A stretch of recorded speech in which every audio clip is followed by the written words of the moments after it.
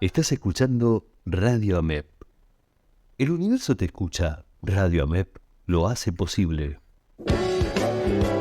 Las claves de lo que pasa y de lo que va a pasar están en Transición, con Alberto Letieri y los protagonistas de la política argentina. Todos los martes a las 12 horas. En Transición, por Radio AMEP.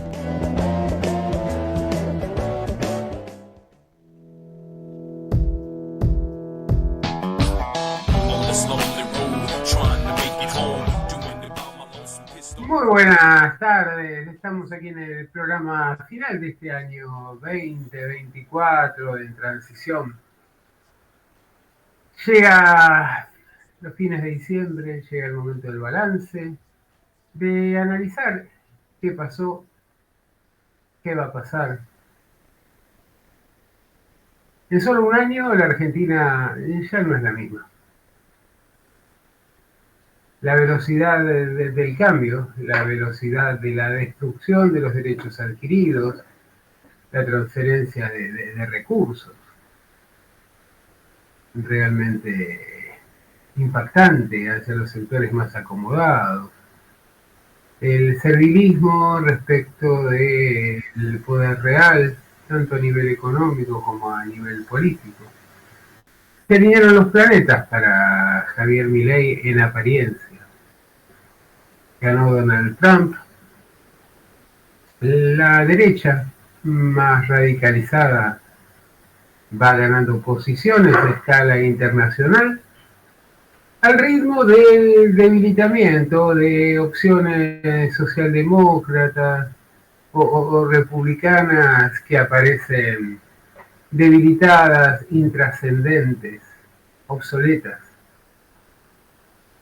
incapaces de reacomodarse a los violentos y profundos cambios que experimentan las sociedades y que fueron potenciados por la pandemia. El mundo no es el que era y es difícil tratar de acomodarlo con las viejas recetas del pasado. Más violencia, más atomización, más descrédito del Estado, del orden, de las instituciones, de las normas. El mundo va avanzando rápidamente hacia un estado de naturaleza y no es algo que nos sorprenda, lo hemos venido señalando, anticipando desde hace muchísimo tiempo, tal vez desde la campaña electoral, al menos del año pasado, donde señalamos cuáles eran los riesgos, señalamos cuáles eran las alternativas. Pero en definitiva, el descrédito de las fuerzas políticas tradicionales, del sistema institucional, terminó privando por sobre los intentos de reacomodar como se pudiera aquello viejo que sobrevivía y se resistía a morir. Lo que apareció como nuevo no lo es tanto, en realidad es más viejo aún. Y estuvo anticipado en nuestro país y puesto en práctica durante la dictadura cívico-militar, por lo menos durante el gobierno de Mauricio Macri, entramos del menemismo, del gobierno de la Rúa. De este modo, lo que teníamos hasta hace un año no satisfacía las demandas de la sociedad. La economía argentina que no paraba de caer en la última década. Y lo que se propuso como alternativa es algo que fracasó de manera más estrepitosa en el pasado. Hoy vivimos momentos de, digamos, de cierto éxito. Más por la desaparición de la oposición que por mérito propio del gobierno. Pero hay una sola figura relevante en la política nacional, y es la de Javier Milei. Esto queda claro. Por el otro lado, las fuerzas políticas, desde el radicalismo, el PRO, Unión por la Patria, viven disparándose en los pies, tratando de arrancarse los pedazos para ver quién se queda con algún kiosco que le permita sobrevivir. Muy lejos de lo que fueron sus momentos más esplendorosos del pasado. Pero el fin de año le llegó a Milei con una sorpresa que tal vez no esperaba. No es porque este gobierno tenga menos corrupción que los anteriores, sino aparentemente todo lo contrario, sino porque esa corrupción salió a la luz con el caso de Edgardo Cuéllar, quien, sorprendido en plena trapisonada, se reclamó como senador de Javier Milei, como senador del oficialismo. A Cuéllar lo corrieron rápidamente en medio de discusiones, de idas y vueltas, de marchas y contramarchas, pero fundamentalmente en medio del temor de otros pares suyos de que saltaran a sus propios pecados. Cuéllar parece haber sido un chivo expiatorio, pero también fue la variante de una disputa cuasi mafiosa que se desarrolla al interior del entramado del poder político. Hoy vamos a analizar algunos de estos aspectos en este último programa que nos acerca al verano y también abre las puertas a un año que será determinante no solo para el gobierno, sino para todos los argentinos. Esto es En Transición y nos escuchás los martes a las 12 aquí por Radio AMEP.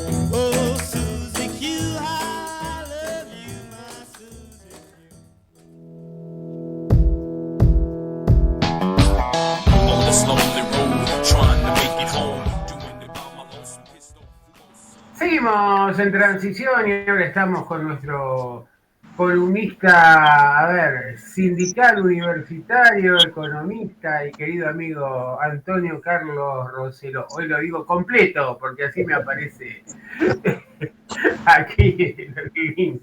¿Cómo estás, Antonio?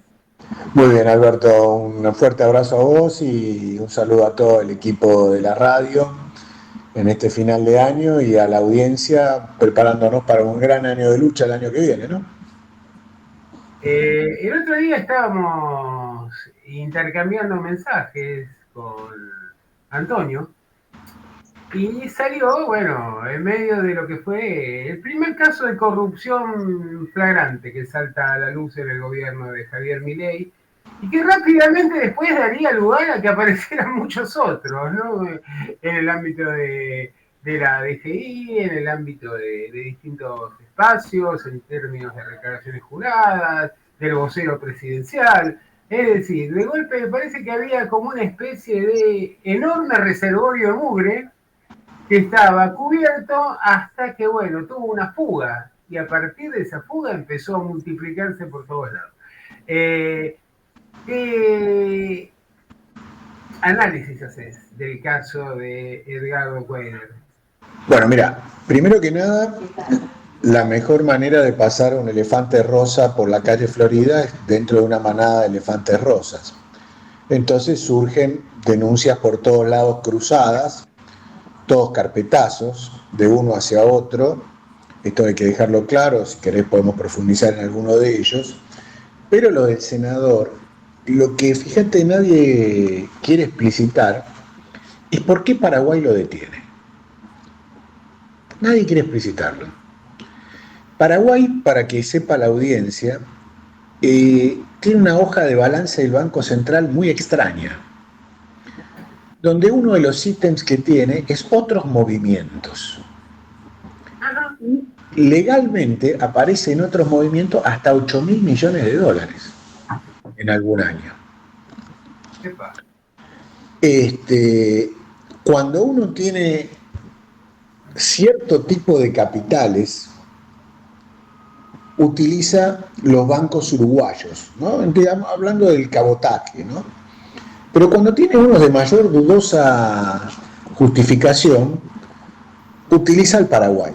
Y lo hace tanto Brasil como Argentina, como distintos países del Cono Sur. Es algo habitual y permanente. Como por ahí recuerda la audiencia, la triple frontera es algo inmanejable, donde trata de personas, contrabando de armas, lavado de dinero, contrabando común, son moneda corriente. No existen controles ni en Brasil, ni en Argentina, ni en Paraguay. Esto lo puede comprobar cualquier que nos está escuchando allí, ¿no? Y vos pasás una piragua y pasás lo que querés adentro de la piragua, o sea, en cualquiera de los países de uno para otro. Ciudad del Este es una zona muy complicada. Tal es así que está monitoreada permanentemente, más allá de la manera que lo hagan, está monitoreada permanentemente por el ejército norteamericano, por el Comando Sur. Y más de una vez se ha pretendido instalar una base en la triple frontera, cosa que alguna vez la Argentina ha sido permeable, cosa que en alguna vez no lo ha sido tanto, cosa a la que los brasileños se han opuesto duramente, y los paraguayos se esconden detrás de los brasileños. ¿Por qué necesitan esto? Las tierras en la frontera de Paraguay con Brasil ya son casi totalmente de propiedades brasileñas. Vos me decís, ¿pero qué tiene que ver con esto? Bueno, vos fíjate que saltó a posteriori que a este señor, al señor senador por Entre Ríos, su secretaria fue a comprar en efectivo casas y no se lo dejaron hacer en Asunción, departamentos, ¿no? Creo que eran 3 o 4 departamentos por $600.000. Y no lo dejaron. Si hay algo corriente en Paraguay, es que puedas mover el dinero con total libertad. No son la cantidad de viajes lo que lo delató.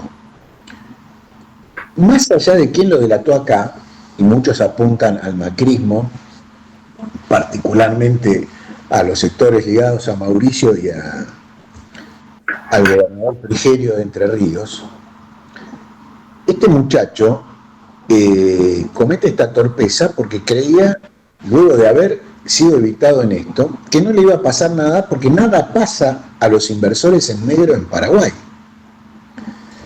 Entonces, ¿por qué Paraguay toma estas represalias contra este y otros argentinos que más tarde, o más temprano que tarde, van a salir a la luz? Porque tenemos un conflicto fronterizo con Paraguay. Por eso es que Paraguay toma el tema. ¿Y cuál es ese conflicto fronterizo en el marco del Mercosur? Que este gobierno le ha dejado de pagar la luz a Yacyretá y ha dejado los planes de expansión de Yacyretá de lado. Paraguay repaga Itaipú y Yacyretá con la venta de energía a Brasil y a la Argentina. y un excedente le queda al propio Paraguay.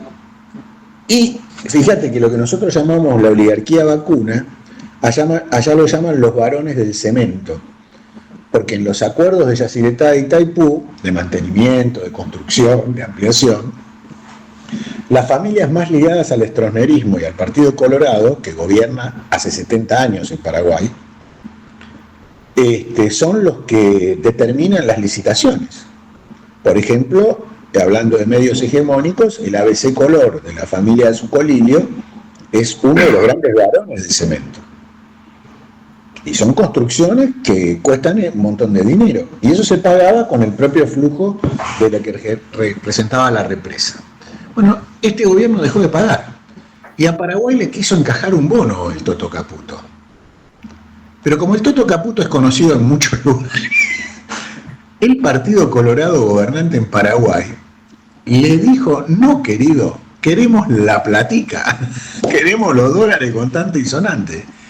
Y como todo el mundo oculta en este país que te dicen reservas negativas, no sé qué, cualquier cosa, hay tanto de reserva, el swap, lo que no hay es dólares para pagar cuando viene un acreedor y te dice dame dólares, dame platita, y no la tiene. Y eso ha generado una gran calentura en Paraguay, que ha dejado de vender, suspendió ya 3 veces la venta de energía de la Argentina y la deriva a Brasil. Y eso es parte de los posibles cortes que haya este verano, si es que suceden, porque la generación de Yacyretá no está siendo entregada por Paraguay porque no se la pagamos. Frente a lo cual los controles a la casta argentina han sido muy grandes. ¿Y por qué te digo que la delación puede venir por el lado de cierto sector del macrismo? Por 2 motivos. Primero, el anterior presidente paraguayo Cartés no solo tiene una afinidad personal, ideológica, política, sino tiene en conjunto negocios con la familia Macri.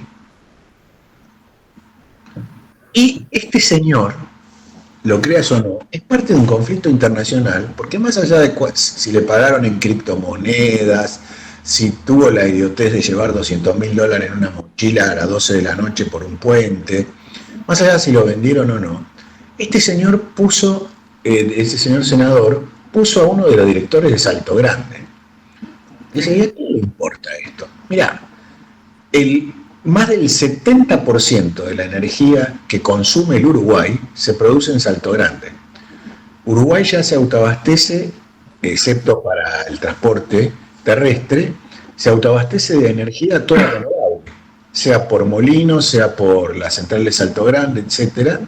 Ya no tiene dependencia del petróleo, nada más que para Uruguay, que no produce petróleo, es un gran alivio. Solo el transporte terrestre, o el transporte en general, marítimo también, es el que depende de esto. Este señor que puso un director en Salto Grande, la Argentina tiene un problema con Uruguay, y la arrastra desde el gobierno anterior, que es como no tenemos ninguna respaldo financiero, tenemos trabado un préstamo del BID por más de $100 millones para el mantenimiento de las turbinas de Salto Grande. No es solo una cuestión del agua, hay que poner porque las turbinas cumplieron 50 años, no sé si me explico. Y este señor que puso allí, más allá que cobre $10.000 por mes como director, etcétera, tenemos un conflicto fronterizo con el Uruguay. Y el directorio puesto por este gobierno, por cuanto tiene un conflicto con el Uruguay, que también está tapado por los medios. Y al que Uruguay... Y además te interrumpo ahí un segundo. Sí. Lo teníamos al propio Cuellar como candidato para ser embajador en el Uruguay, entonces el gobierno de golpe, digamos, es todavía más sensible el tema. No, por eso te digo que lo que estamos viendo es que en base a fuentes de generación eléctrica muy importante para Paraguay y Uruguay, este señor está directamente implicado. Sí. Entonces, esto es lo que se pretende ocultar, porque ahí surgirían todas las licitaciones que ganó los que se cambiaron hasta el nombre, ¿no? La Cámara Argentina de la Construcción, que ahora se llama Camepra, Camapra, no sé con qué nombre se pusieron, y cambiaron los directivos porque son los pibes que del lado argentino son los que hacen las obras civiles, ¿no? O sea, ¿no? Como, a ver, para dar otro, o un ejemplo en otro lado, ¿quién acaba de ganar la licitación del oleoducto? Oh, Techín, qué sorpresa, ganó una licitación Techín. Bueno, en las obras civiles de la Argentina son los mismos los que ganan. Más allá de la veracidad o no de la causa de los cuadernos, no me quiero meter en eso, no sé si me entienden, pero todos sabemos que eso es un cártel, ya lo denunció Labaña, ¿no? Que no podemos decir que es amigo de no sé qué y le costó casi el cargo con Néstor, ¿no? O sea, sí. O fue ya salido, se animó a decirlo, nadie lo sabrá nunca hasta que Labaña o Néstor lo cuenten en otra vida, pero lo que te quiero decir es que eso se sabe.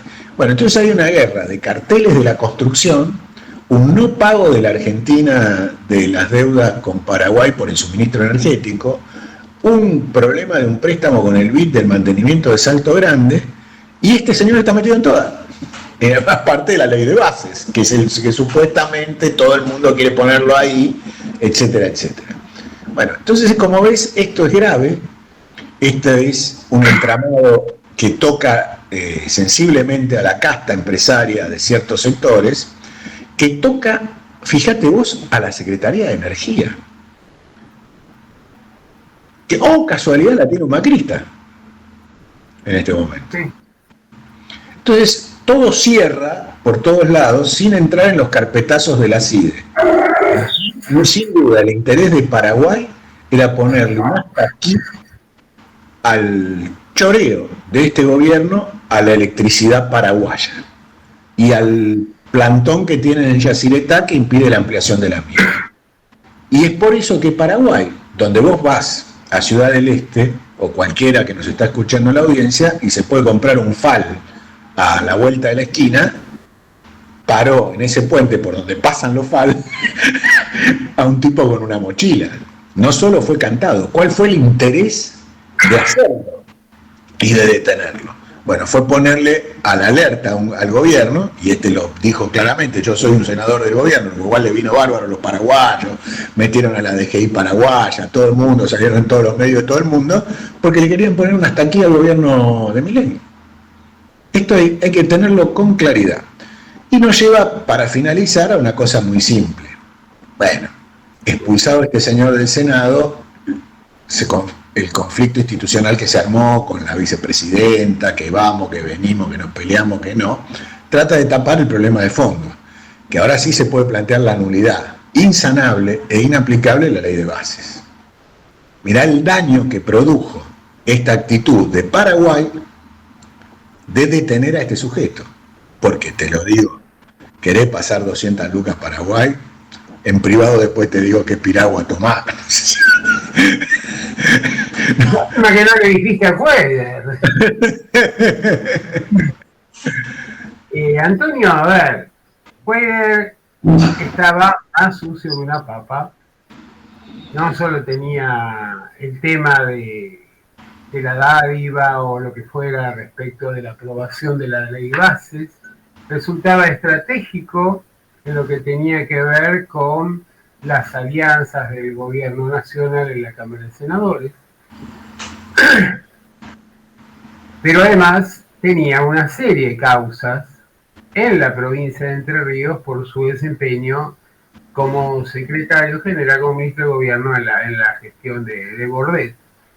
Y a medida que van pasando los días, te ha llamado la atención sobre el hecho de que tal vez no solo Cuellar haya pasado a Paraguay, sino que también el propio Bordet, que de alguna manera se estaba tratando de sacar del país no solo los aportes de la ley de bases, sino lo que tenía que ver también con cierta apropiación privada de fondos públicos durante la gestión del gobernador anterior, ¿no? Y por esta razón, cuando se intenta ver quién está detrás de esta, a ver, ¿cómo podemos llamarlo? De esta denuncia, de esta operación para descubrir a Cuellar pasando un vuelto en uno de los 6 o 7 viajes que había hecho él, y no sabemos los que había hecho el exgobernador.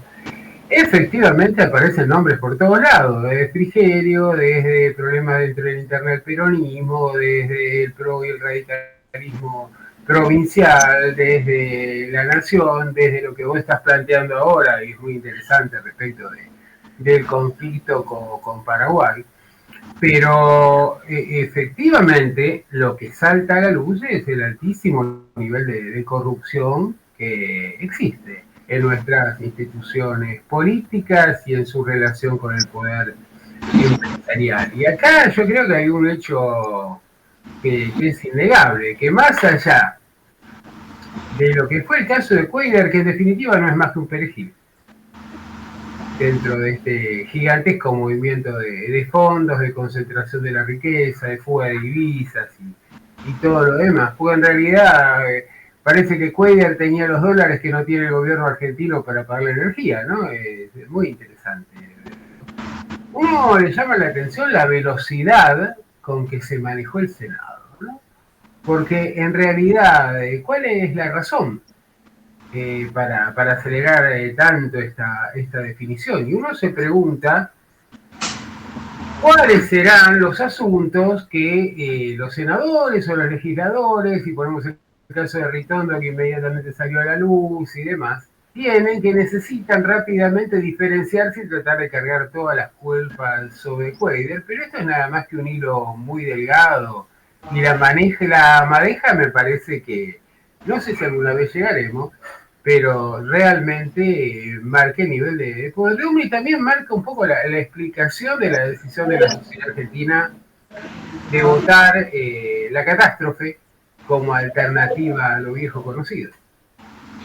Sí, mira, yo en parte acuerdo con eso, pero también hay un interés de estos muchachos de mostrarle al gobierno que, usando las palabras del presidente, Roma no paga traidores. O sea, acá no nos puedes comprar de a uno a precio de remate. O llegamos a un gran acuerdo nacional, vieja tesis, ¿no?, del lanucismo, y la traigo a cuento porque es allí cuando empezó Yacyretá. Sí, el monumento a la corrupción, decían. Por eso, exactamente, por eso, ¿viste? O sea, porque esto no, para los jóvenes que no tienen ni idea y no les importa nada, puede ser, pero para nosotros no vengan a contar la historia porque tenemos cédula de identidad, no DNI, ¿no? No, además, si para Menem era el monumento a la corrupción, imaginemos qué entidad tenía ese monumento. Por eso. Y yo creo que los muchachos están preocupados por eso, no por nada. Fíjate que se rumorea, y le sacaron algunos audios a la vista, de ponerlo a Romero o como presidente provisional o como vicepresidente primero del Senado. Sí. Un muchacho que es confiable para todos y todas. ¿No? No podían con Pichetto porque estaba en diputado. Exactamente, exactamente. Pero el compañero Romero ha dado pruebas de confiabilidad al sistema muy grandes, ¿no? Y yo creo que es eso. Creo que desde el Senado, más allá de las posiciones políticas que son obvias y todo, por cómo terminó la votación express, bueno, chicos, no pueden de a uno. Tienen 7 o 6 o 5 y no pueden tener 37 al precio de 200 lucas por barba. y que encima unos pelotudos nos agarran en un puente. Esto no funciona. Pero el dinero no era de él, era de la secretaria. Sí, está bien, pero era una empleada del Senado finalmente. Bueno, pero vos te das cuenta que se habla de la caída del salario público y demás, y la secretaria había ahorrado. Una compañera trabajadora que es muy ahorrativa, vos sabés cómo es esto. Pero bueno, tenemos a Dorni, que declaró que le prestó la mamá, y una jubilada de 95 o 40 lucas. Sí. Todos los carpetazos de esta semana son espectaculares. ¿Qué sé yo? Bueno, la titular de la DGI también es muy interesante. Por eso, pero es para hacer una tira cómica si no fuera trágico. No sé si me explico, ¿no? Las cosas que están saliendo de los carpetazos de todos lados es tremendo. Pero una guerra, insisto, vuelvo al principio, ¿qué mejor que tapar un carpetazo con 200 carpetazos? ¿Y cómo das el vuelto si a vos te hicieron el carpetazo con otro carpetazo? Entonces acá el Senado dice, bueno, nosotros ya resolvimos este carpetazo. Mátense entre los servicios, los otros, lo que sea. Acá no se va de a uno, vamos en bloque. Somos 60 que vamos a defender que nosotros no nos tocan. O sea, de boludeces no me hablen. Si hay un boludo, lo sacamos al costado. Esto no es menor. Vos pensás que estamos frente al decreto de la Corte Suprema. Le mostraste 60 votitos al decreto de la Corte Suprema. O sea, pensemos ahora en política, ya no nos quedemos solo en la anécdota, ¿no? O sea, del pibe este. Como vos decís, un perejil, por eso le digo el pibe, ¿no? O sea, Sí, pero para un segundo con eso, porque, a ver, Cuellar ya manifestó su deseo, bueno, de que hubiera preferido poder defenderse, pero también dijo que no se iba a quedar callado. Bueno. Y, bueno. Pero con la Banelco ya nos dijeron que todos iban a tener que declarar y después no declaró ninguno, ¿o no? No, pero acá es un caso diferente, porque en realidad, a ver, una cosa es que Arroyo Salgado pida la extradición y se la llegaran a conceder dentro de un año, pero otra cosa es que Cuellar, en la situación de confortabilidad en que está ahora y con su caja de pastillas azules que también previsoramente se llevó, podría arreglar perfectamente, tal es su costumbre, con las autoridades paraguayas y tal vez generar, a cambio de alguna clase de respaldo, y tal vez decir aquello que estando en territorio argentino no diría. Es posible, no lo desmiento, es más, puede ir al FBI si hay algunos movimientos raros en Delaware, no sé si me explico, o sea, si alguno no cruzó un puente Sudaca, alguno pudo haber metido una criptomoneda en Delaware, ¿no? O en las Islas Vírgenes Británicas, como apareció alguno, ¿no? Que tenían sociedades en las Islas Vírgenes Británicas esta semana. O sea, esto puede derivar en cualquier cosa. Yo lo que creo, lo que insisto es esto. Es muy raro, y con esto te voy a tener que estar dejando porque estamos en pleno plan de lucha el 20 todos a la plaza, ¿no, Alberto? O sea, el 20... Eso te iba a preguntar para el cierre, pero dale. Lo que quiero decir, lo interesante de esto es por qué Paraguay lo retuvo.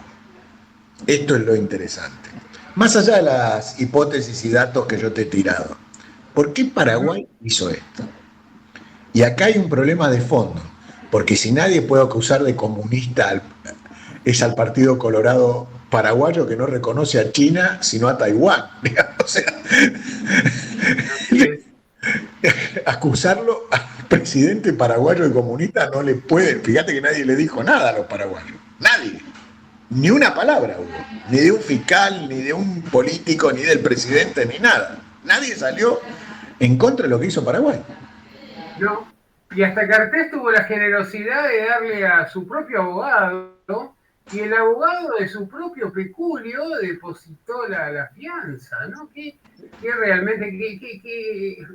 acción de solidaridad latinoamericana realmente? Pero por eso te digo, Paraguay tiene muchas cosas que explicar, pero si hizo esto es que hay un respaldo de fondo de intereses poderosos que yo ligo al tema de Yacyretá, otros lo ligarán a otras cosas, lo que yo lo ligo es porque existe, no porque lo inventé yo para esta entrevista, ¿no? Digo, pero te quiero decir, hay intereses poderosos que hicieron que un perejil del gobierno, que se presentó como un perejil del gobierno, sea retenido en Paraguay en un juzgado. No es poca cosa. No es. Bueno, ya que te tenés que ir, contanos sobre la medida de fuerza de lucha de este 20 de diciembre en el marco del Plan General de Lucha. Bueno, dentro del Plan General es la medida con la que, lo digo con toda franqueza, para aquellos que sepan que me dedico al sindicalismo universitario, las universidades cierran este fin de semana. No hay más clases, ni vamos a tomar exámenes, ni nada, Alberto, se terminó. Listo, fin. Sí, y están, hay que ver si abrimos el año que viene. Por eso, y están cerradas durante el mes de enero.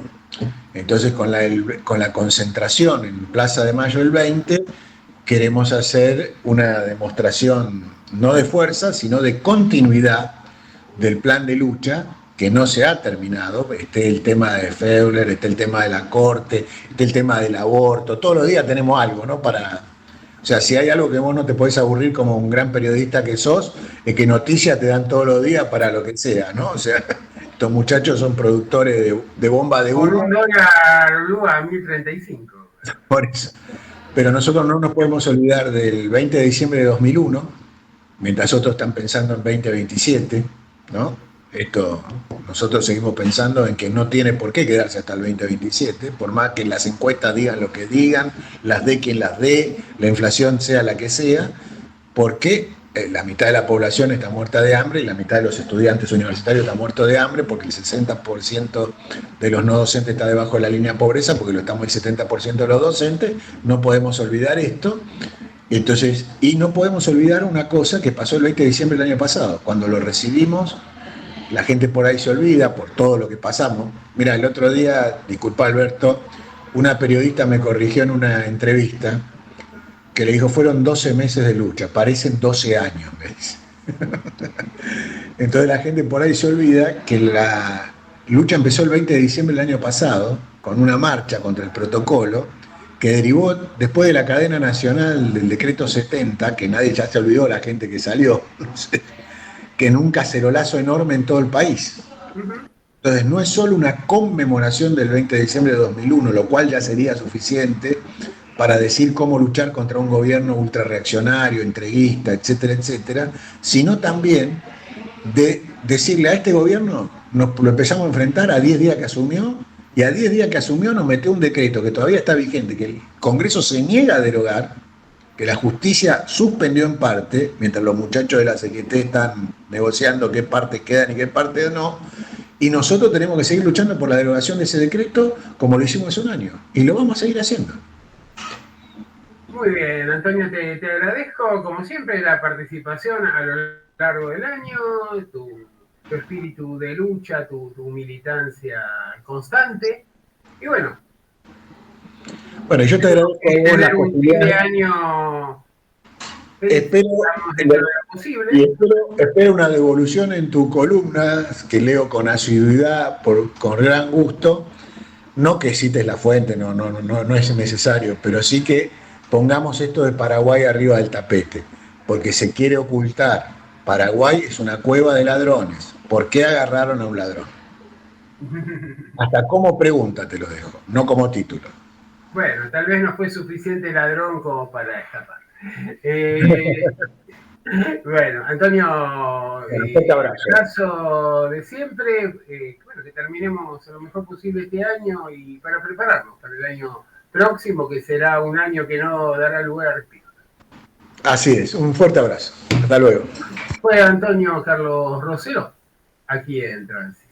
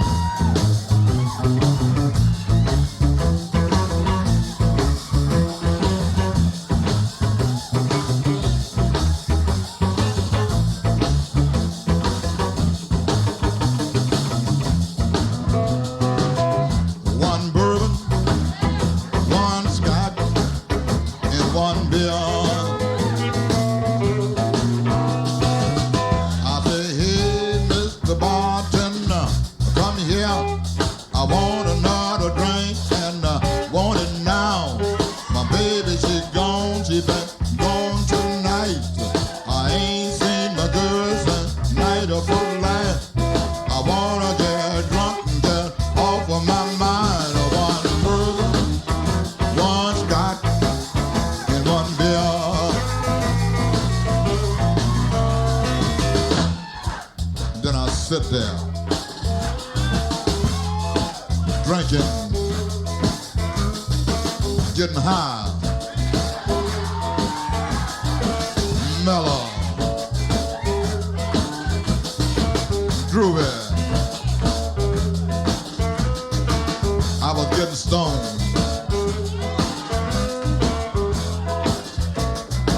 And after a while, I looked on the wall at the old clock. By that time, It was 11:30. Getting a little late.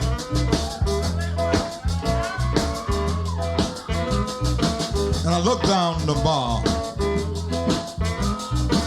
at the bartender. I said, hey, what do you want? One burger, one scotch, and one beer. Well, my baby, she's gone tonight. I ain't seen my baby since night before last. I wanna get drunk and get off of my mind. One burger, one scotch, and one beer.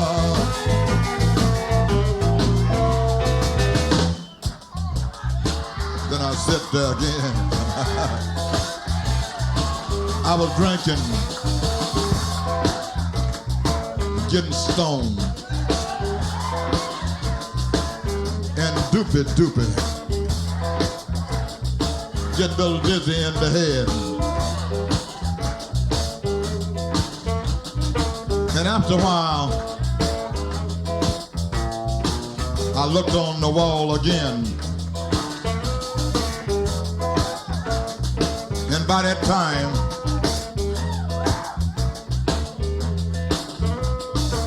last call for alcohol. And then I looked down the bar at the bartender. I said, hey, Mr. Bartender, what do you want this time?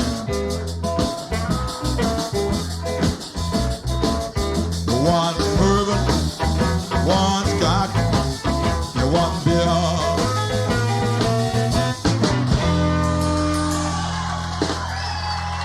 Estás escuchando Radio AMEP.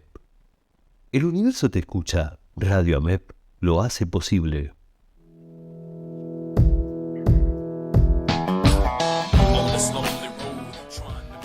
Se acaba el año y es necesario realizar no solamente un balance de lo que pasó, sino también hacer alguna clase de pronóstico que tal vez sea desmentido por la realidad o no. Hasta ahora el que formulamos el año pasado se viene cumpliendo con rigurosidad respecto de lo que vendrá. La Argentina ha atravesado un proceso de una velocidad tal en términos de las agresivas políticas de Estado que implementó Milei, quien se definió como un topo que venía a destruir al Estado desde adentro, pero que cada vez convirtió a ese Estado en una herramienta más estratégica. Anarco-libertario en el discurso, estalinista dirigista en las prácticas. Nada parece escapar a la mano del Estado, ni las comunicaciones, ni las redes sociales, ni la cotización del dólar, ni el nivel de precios, ni el ajuste constante contra los salarios, más allá de lo que digan unas controversiales estadísticas públicas. La mayoría de los argentinos somos hoy mucho más pobres que el año pasado. Las empresas vinculadas con el poder, las de los amigos del poder, son extremadamente más ricas. El nivel de concentración de la riqueza es abrumador. Y esto en un solo año de gobierno.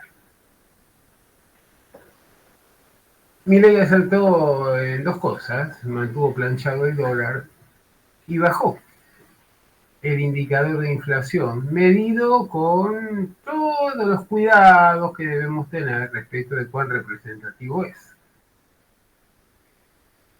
A alrededor o un poco menos del 3% finalmente, un nivel de inflación que sería insostenible en cualquier economía normal, pero que en la Argentina parece ser una cifra muy baja. Pero basta con remontarnos a los tiempos de Guzmán en el Ministerio de Economía para darnos cuenta que no hay demasiado mérito en esto.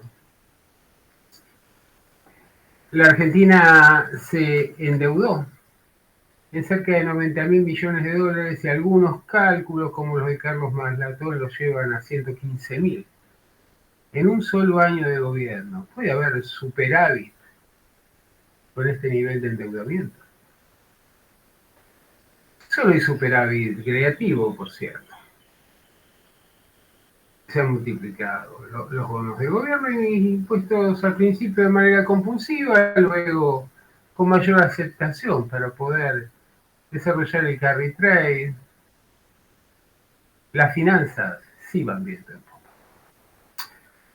Pero hacia fines de año, como todos los diciembres, el caso Cuader, al que referíamos recién con Antonio Rossello,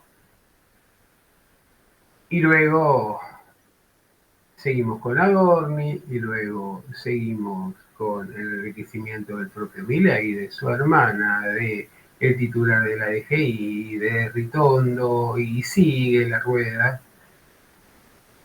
Instalaron ya la mácula de la corrupción, no porque no existiera, sino porque hasta ahora venía tapada.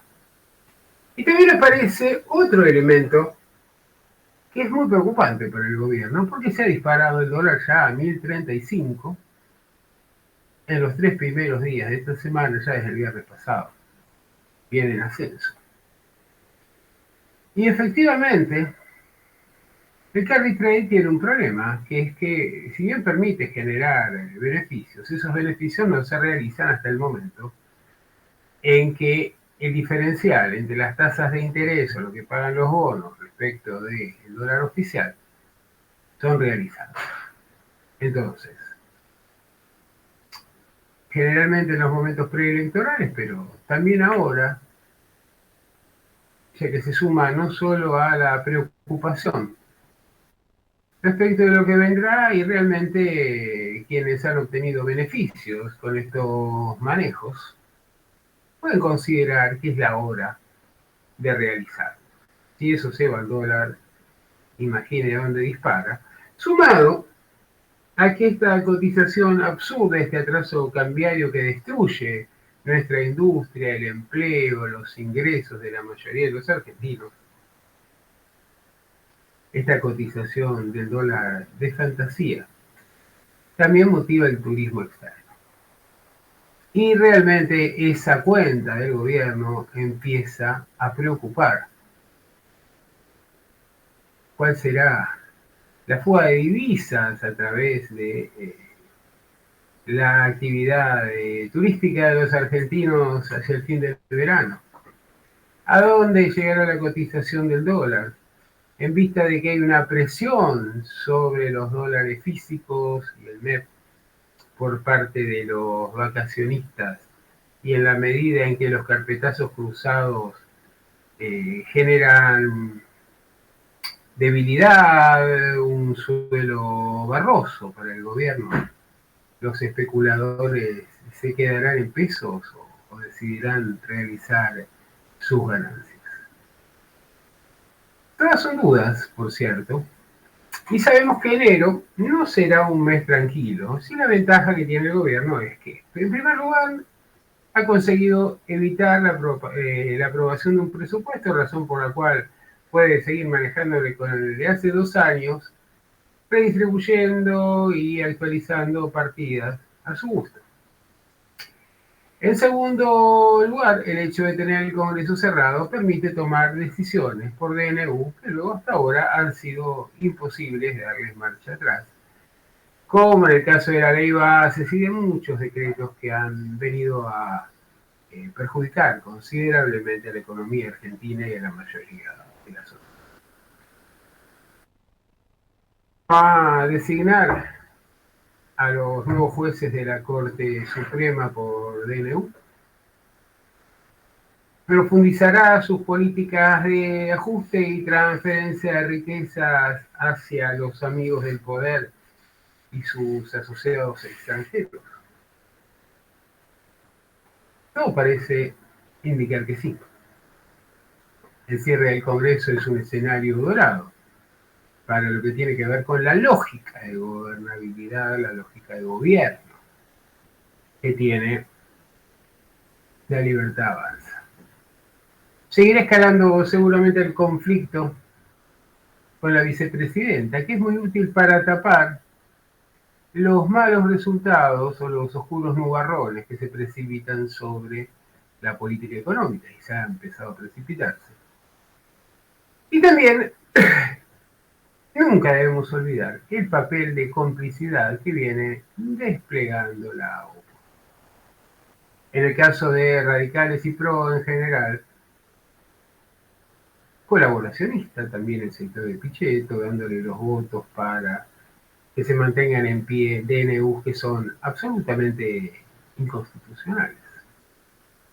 Pero también en el caso de Unión por la Patria, donde el gobierno ha conseguido una aliada de fuste indispensable, la expresidenta Cristina Fernández, que parece actuar para consolidar, respaldar y hasta ocultar las consecuencias de la política económica a través de su intempestiva ofensiva interna contra Axel Kicillof. ¿Por qué razón Cristina y Máximo prefieren detonar el campo popular antes que dirigir sus cañones hacia el gobierno, que lo hacen con mucha más suavidad? Santiago Caputo lo ha dicho. La Libertad Avanza es un kirchnerismo en la forma con un sustento de política liberal en beneficio de los sectores más acomodados. Milei, la Libertad Avanza de un lado, Cristina, el cristianismo, la cámpora del otro, se reconocen como iguales en cuanto a su concepción de la política, su concepción autocrática, antirrepublicana, antidemocrática, su desprecio por la sociedad y también su falta de empatía. ¿Qué hará Axel? ¿Profundizará la confrontación? ¿Irá internas contra Cristina por los cargos nacionales en el caso de que haya paso?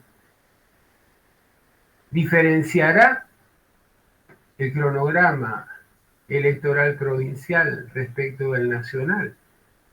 Y de ese modo, por primera vez, la provincia de Buenos Aires tendría su propio cronograma. Y esto es muy importante, porque se habilitaría una dimensión de la política inexistente hasta ahora, que es la política bonaerense, que siempre fue a la rastra de la política nacional. Y además, con la aprobación de la boleta única, se han disociado de hecho las urnas y las listas de los cargos nacionales de los cargos provinciales. Mayor autonomía para los intendentes, posibilidad de negociar con distintos actores de la política nacional para consolidar su liderazgo dentro de sus municipios, mayor autonomía para los gobernadores. Todas son cuestiones que plantean interrogantes. Lo que quede claro es que el año próximo la Libertad Avanza deberá definir una línea de acción entre la profundización de la motosierra, por un lado, y la necesidad de obtener resultados electorales satisfactorios. Más populismo, tal vez una suavización de las políticas de ajuste en los primeros meses y luego, a la luz de los resultados electorales, la descarga de una política de destrucción sobre los intereses populares y la economía. Esto es lo que aparece en términos de hipótesis. Sabemos que la realidad generalmente contradice las expectativas más fundadas. Esto es En Transición con Claudio Caníbal en los controles. Y así nos despedimos hasta el año próximo. Planteo siempre que no solo la peor opinión es el silencio. Aprovecho, Alberto, para saludarte. Claudito, sí, te escucho. Aprovecho para saludarte, feliz fin de año. En enero seguimos, estamos acá firmes como junto al pueblo, como dice Crónica. Un gran abrazo, lo mejor para vos, para tu familia, para toda la gente, la querida gente de Radio AMEP, gloriosa Radio AMEP que viene soportando los vaivenes de los medios de comunicación, que a los que están sometidos, creciendo permanentemente en infraestructura, en su programación, en la calidad de su programación. Así que realmente, desde la perspectiva de Radio AMEP, más allá de lo complicado que ha resultado este año, ha sido un año de crecimiento y esperemos que se multiplique durante el año que vendrá. Nos vamos de este modo y volvemos a encontrarnos en algún momento en el año próximo, más pronto que tarde, para tratar de seguir desentrañando lo que pasó y lo que va a pasar en la política de nuestra querida Argentina. Felices fiestas.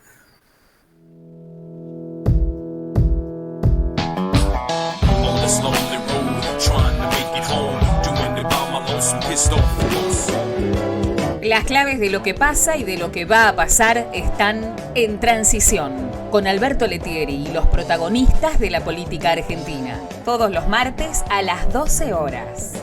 En Transición, por Radio AMEP.